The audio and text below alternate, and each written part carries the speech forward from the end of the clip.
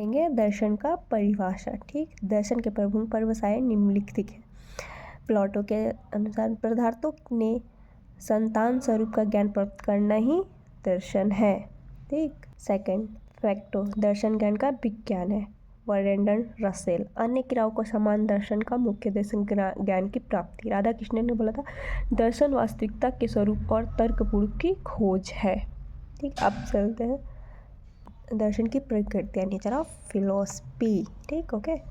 दर्शन की प्रकृति अत्यंत गूढ़ एवं विशिष्ट है। कुछ विद्वानों के अनुसार दर्शन शास्त्र विज्ञान है। विज्ञान संबंधी मत इस प्रकार के हार्वर्ड स्पेंसर के शब्दों में बोला जाए तो दर्शन प्रत्येक वस्तु से संबंधित है और एक सार्वभौमिक विज्ञान है। ठीक, अब इसी प्रकार लेटन ने लिखा है कि विज्ञान की तरह दर्शन में ही व्यवस्थित चिंतन के फलस्वरूप पहुँचे वे सिद्धांत तथा अंतर्दृष्टि होती है। ठीक, इसके विपरीत कुछ विद्वानों ने दर्शन शास्त्र को कला कहा है कि लेकिन वास्तविक यह है कि दर्शन शास्त्र कला एवं विज्ञान दोनों ही नहीं है। इसकी प्रकृति दार्शनिक प्रकृति का अर्थ है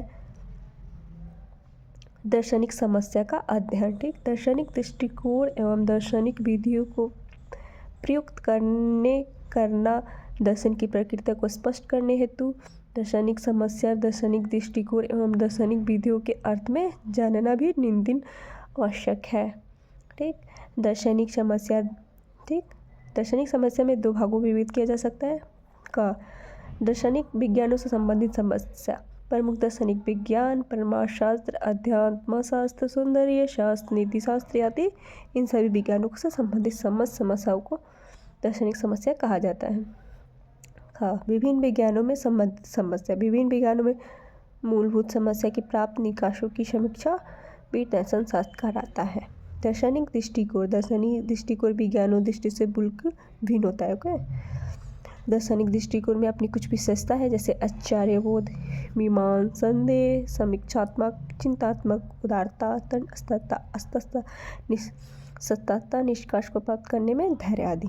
अब चलते हैं थर्ड, दार्शनिक प्रक्रिया। दार्शनिक प्रक्रिया में परम विस्मय से होता है यह समस्या विवेक एवं सामाजिक दोनों रूप से संपन्न हो सकती है। इसे जगत की समग्र चित्र प्रस्तुत करना है ही इस प्रक्रिया के प्रमुख लक्ष्य है।